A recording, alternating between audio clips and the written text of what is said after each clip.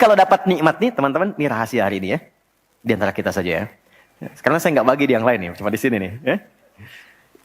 Para nabi itu, kalau mereka dapat nikmat apapun, itu yang dilakukan syukur. Dan syukurnya lewat ibadah. Contoh, biasa kan suka hadir ulang tahun ya. Masuk ulang tahun kesekian. Nabi tiba-tiba hari Senin puasa. Ditanya oleh sahabat, ya Rasulullah kenapa puasa? Kata Nabi, ini hari lahirku. Jadi mensyukuri nikmat kelahiran dari waktu yang telah berjalan, itu pakai ibadah.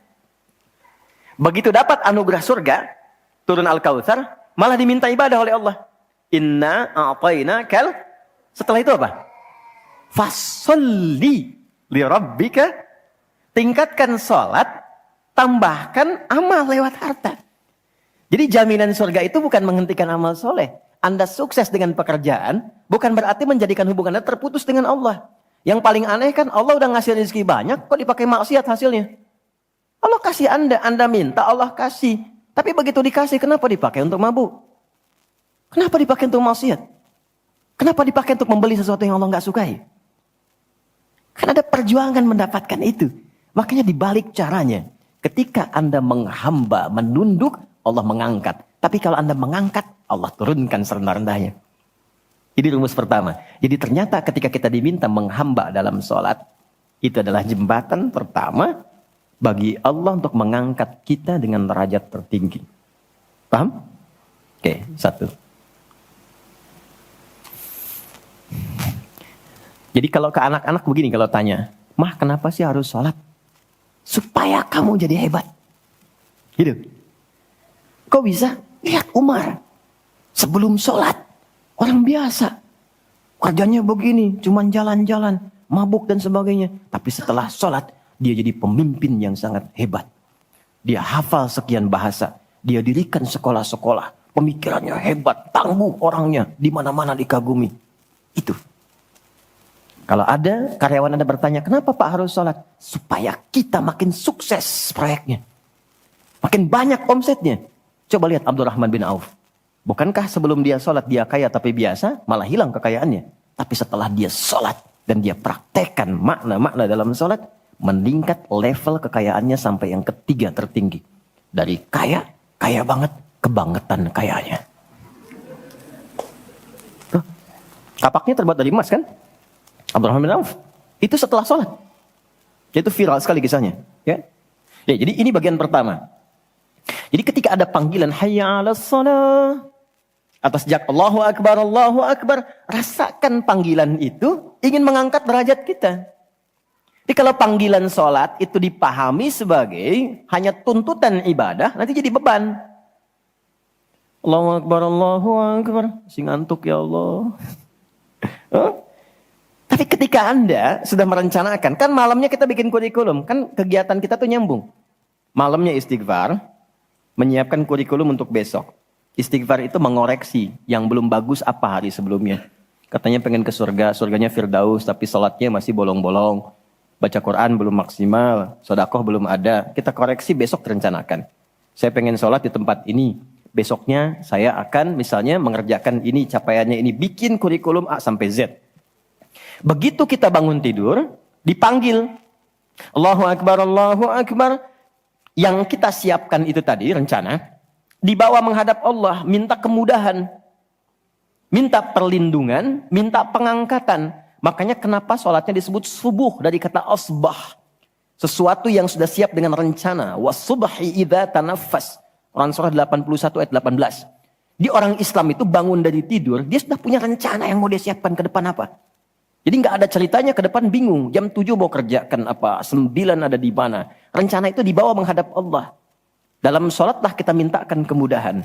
Itulah pengantar, pengangkat derajat. Jadi ketika azan berbunyi kalimatnya Allahu Akbar, Allahu Akbar. Ini peluang saya. Jelas? Halo, jelas? Alhamdulillah. 2, masih di sini. 2. Wa aqimis salata lidzikri, tunaikan salat untuk mengingatku. Apa manfaat zikir? Apa manfaat zikir? Kembali ke Quran surah 13 ayat 28. Ala bidzikrillahi tatmainnul qulub. Yakin, ala itu harful ikhbar wa taukid. Huruf yang berfungsi menginformasikan dan menegaskan. Kata Allah, yakinkan pada jiwamu. Semakin banyak engkau berzikir, dampaknya semakin tenang hatimu. Jadi kalau sedang gelisah, zikir, bukan update status. Ingat ya? Karena mengupdate status, mencurahkan pada media sosial, tidak menghilangkan kegelisahan. Dan tidak menyelesaikan masalah. Bintaro macet ya.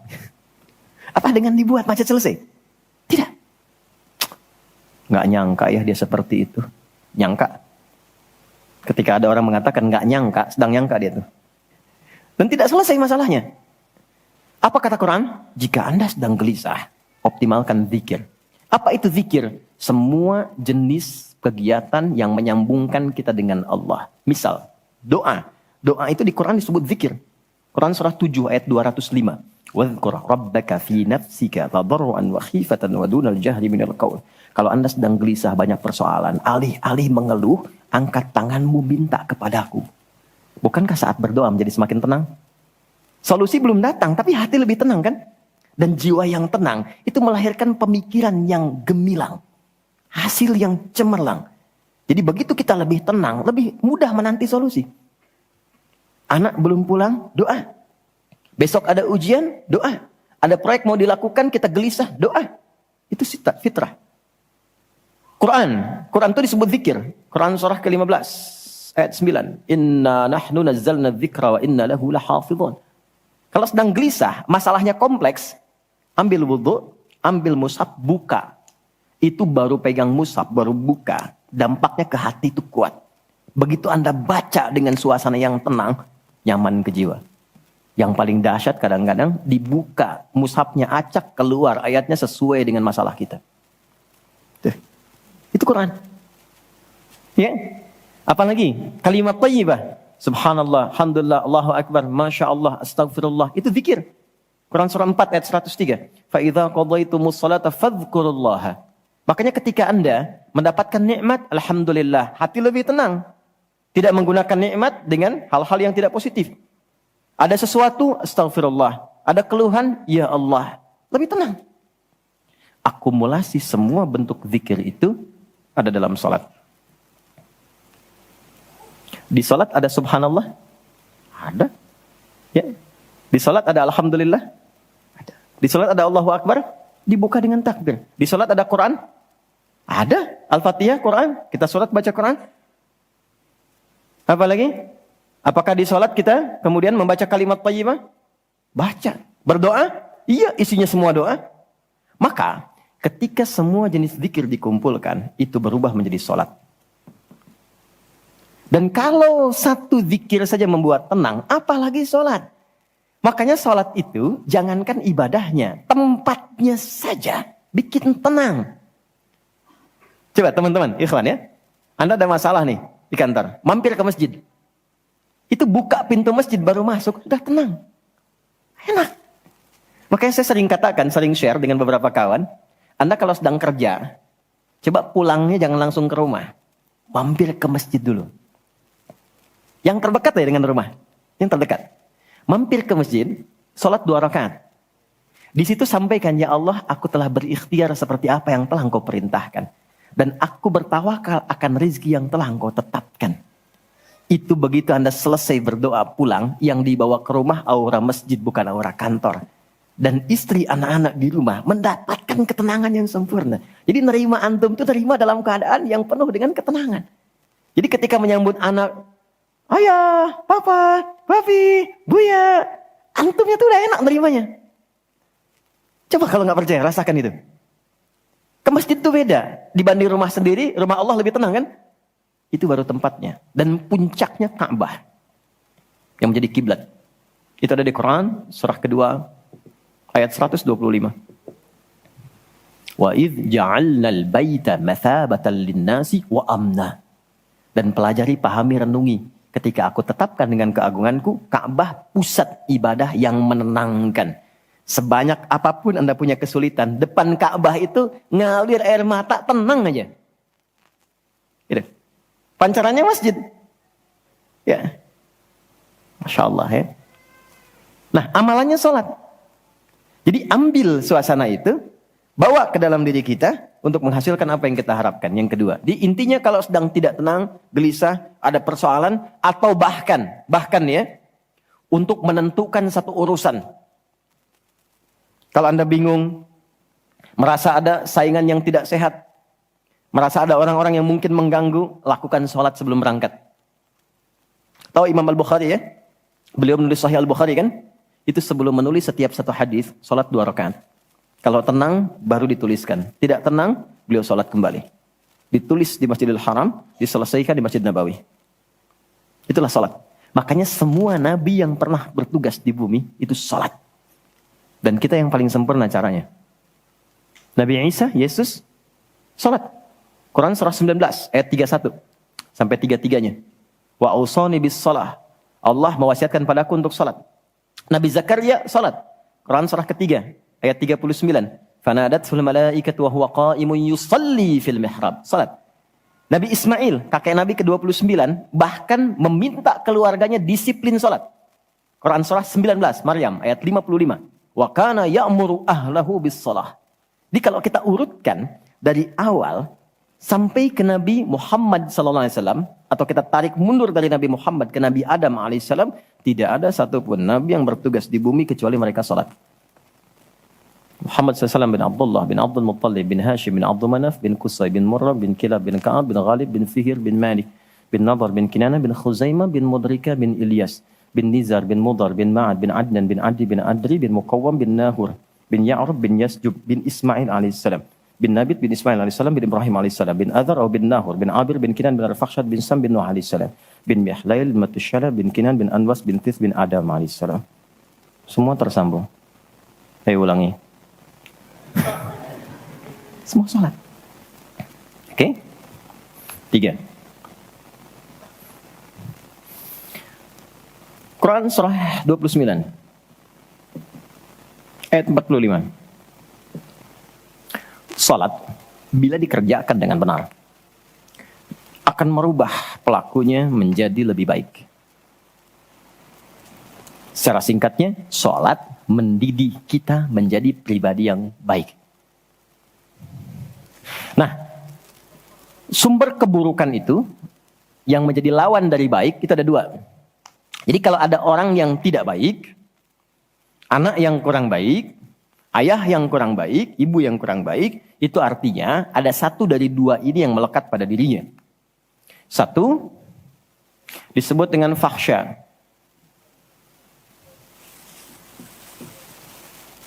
Keburukan yang bersumber dari syahwat. Maaf, kata-kata kotor, jorok, zina, LGBT, pornografi, porno aksi, dan semisalnya. Itu fahsya. Jadi nggak mungkin orang sholat, kata-katanya jorok. Perilakunya menyimpang. Nggak mungkin. Karena sholat mencegah itu. Atau mungkar, maaf, keburukan yang bersumber dari nafsu perut dan akal. Mencuri, korupsi, mencela, berdusta, membunuh, merampok, menyakiti, dan semisalnya. Itu mungkar. Makanya ketika seseorang berbuat itu, hatinya mengingkari. Itu disebut mungkar. Hatinya mengingkari. Maka orang sholat, pasti bila sholatnya benar, karena dia tersambung dengan Allah, fahsya dan mungkarnya tertekan. Yang muncul jiwa baiknya, jiwa takwanya. Ketika yang muncul kebaikannya, yang buruknya ditekan, maka yang keluar dari semua bagian tubuhnya, semuanya perilaku baik. Itulah sebabnya ketika Allah berfirman tentang hal ini, disampaikan di Quran surah 29 ayat 45. Inna sholata tanha anil fahsya wal munkar. Mengujinya gampang. Kita uji dengan sejarah pendekatannya. Semua masyarakat di era Nabi, itu kan sebelum masuk Islam, perilakunya itu sangat menyimpang. Tidak kenal kebaikan. Tak kenal kebaikan itu jahlun namanya. Orangnya jahil. Kalau disatukan jadi jahiliyah. Gak kenal kebaikan. Ya, maaf, yang mencuri banyak. Zina, khatam. Ya, perilaku menyimpang banyak. Disebutnya jahiliyah. Tapi ketika datang risalah Islam, yang diajarkan pertama sholat. Sholat merubah mereka dari jahiliyah menjadi khairu ummah. Kalau ada yang paling jujur, itu. Yang paling dermawan, itu. Yang paling baik, itu. Paling disiplin, itu. Kok bisa Sholat ditunaikan bisa merubah seseorang jadi lebih baik. Ada sesuatu dalam sholatnya. Itu yang nanti kita akan pelajari. Itulah sebabnya kenapa anak-anak dari kecil usia 7 tahun khususnya yang diajarkan sholat. Masih ingat hadisnya? Ya, saat anak berusia 7 tahun ajarkan sholat. 10 tahun dia masih malas, beri pelajaran yang membuat dia mengerti. Bukan berarti harus memukul ya. Kalau di Arab adatnya begitu, itu biasa. Doroba itu memberi pelajaran maksudnya. Kurangi uang jajannya, berikan pelajaran yang baik kepada dia supaya mengerti kenapa mesti sholat. Kenapa dari usia 7 tahun? Supaya anak itu tumbuh jadi baik. Itu maksudnya. Cuma anak sekarang advance. Gen Z yang sekarang itu sebelum sholatnya sempurna, TK sudah manasik ya. Enggak apa-apa sih, cuma ini maksimal kalau yang kedua ya. Oke, 4, saya cepat karena waktu kita terbatas. 4. Salat bila dikabulkan, bila dilakukan dengan benar. Saya ulangi, salat bila dilakukan dengan benar. Sesuai isyarat petunjuk Al-Quran dan contoh yang disampaikan Nabi, maka bisa mempercepat terkabulnya doa. Oke? Mempercepat terkabulnya doa. Itulah kenapa secara bahasa salat disebut doa. Kalau benar mengoneksikan diri kita dengan Allah sang pengabul doa, koneksinya cepat, sinyalnya kuat, itu nggak ada sekat, menggoncang arus, langsung dikabulkan. Dan nggak ada jeda. Oke, Quran langsung, surah ketiga, ayat 38 sampai 39. Surah 3 Ali Imran, ayat 38 sampai 39. Kita belajar dari kisahnya Nabi Zakaria alaihi salam. Contoh kecil sekali. Secara singkat sudah berumah tangga, sudah sekian lama, rambut sudah memutih, fisiknya sudah letih, itu dilukiskan di surah Maryam nanti, ayat 1-9 kita dapati. Istri divonis secara medis, nggak mungkin punya keturunan. Secara medis loh, sudah menofos dan maaf, mandul. Secara medis nggak mungkin, secara klinis nggak mungkin. Tapi ini yang paling hebat. Jika manusia, catat ini baik-baik ya, jika manusia sudah menyimpulkan gak bisa, itu tanda langsung dari Allah supaya menengadahkan permohonan langsung kepada Allah tanpa campur tangan makhluk. Karena Allah ingin mengabulkan apa yang Anda minta secara langsung, bukan lewat campur tangan makhluk. Baca itu. Dan pahami untuk tidak putus ikhtiar. Jadi kalau rahmat Allah itu jangan dibawa dengan putus asa. La taqnatu mir rahmatillah. Jangan pernah putus asa. Jangan ada bahasa begini, ya nggak mungkin, ya nggak bisa. Jangan diambil. Begitu orang mengatakan nggak mungkin, itu tanda dari Allah. Allah ingin memberikan langsung tanpa campur tangan manusia. Maka apa yang dilakukan Nabi Zakaria? Beliau kemudian sholat di mihrabnya Maryam. Ini saya sedikit bahas tentang mihrab, sedikit saja. Quran surah 3 dulu, di ayat 37. Di paling kiri sebelah bawah, pojok di mushaf standar. Secara singkat saja, mihrab itu satu tempat yang fungsinya mempercepat terkabulnya doa dan mendatangkan rezeki dari sisi yang tidak diduga. Awas, kita bicara keimanan ya. Dan di situ dipertaruhkan. Mihrab ini tidak harus lebar dan luas. Sehamparan sejadah nggak ada masalah. Yang penting kita gunakan untuk ibadah saja. Di luar ibadah keluar. Itulah kenapa tempat imam disebut mihrab. Kenapa? Karena imam mewakili makmum untuk memohon kepada Allah dalam sholat berdoa. Makanya kualifikasi imam mesti khusus, bukan imam biasa. Baik. Kemudian, tidak harus di masjid, di rumah boleh dibikin.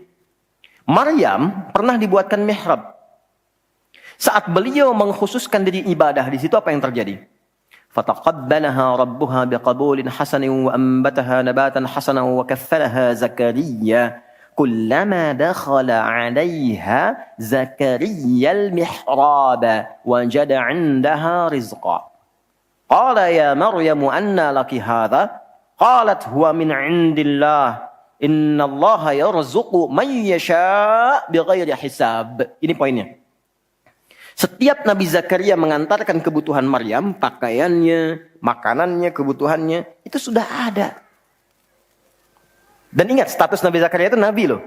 Beliau tahu itu pasti dari Allah. Tapi ingin dikonfirmasi apakah pendidikan beliau selama ini sudah meresap pada jiwanya atau belum. Ditanya, Maryam dari mana semua ini? Maka beliau jawab, Maryam jawab, huwa min indillah. Paman, ini semua dari Allah. Baik ya? Allah memberikan apapun yang ia kehendaki tanpa batas pada siapa yang diingini. Maka ini dibaca oleh Nabi Zakaria. Mayyasha itu. Jadi kalau ada di Quran diksi mayyasha, jangan simpulkan ini untuk dia saja.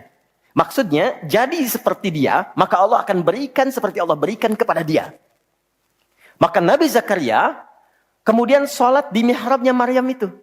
Minta sesuatu yang selama ini kata orang terbatas. Apa yang dilakukan? Sholat. Dalam sholatnya minta. Perhatikan cara mintanya. Satu, menyebut nama Allah sesuai kebutuhan. Jadi Allah bentangkan semua nama terkait semua kebutuhan kita. Anda butuh rizki, sebut ya Razak. Anda butuh ilmu, sebut ya Alim. Ya kan? Anda butuh ketahanan mental diri, sebut ya Sabar. Itu 99 tersebar.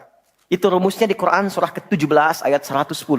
Quran surah 17 Al-Isra ayat 110.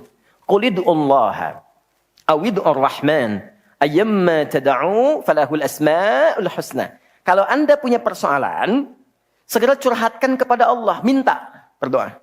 Sebut ya Allah yang standar atau ya Rahman naik sedikit atau pilih nama yang sesuai kebutuhan kita. Jadi nggak harus semua disebut. Takutnya nggak butuh dikasih. Ya Allah ya Sabar, nggak pengen punya masalah, turun masalah kan?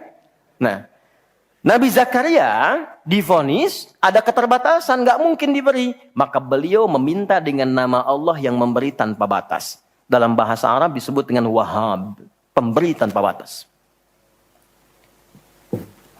Kalau dialihkan jadi bentuk permintaan, fi'lil amri lit talab. Bukan perintah di sini, tapi untuk meminta. Maka rubah kalimatnya jadi hab. Kalau untuk pribadi, habli.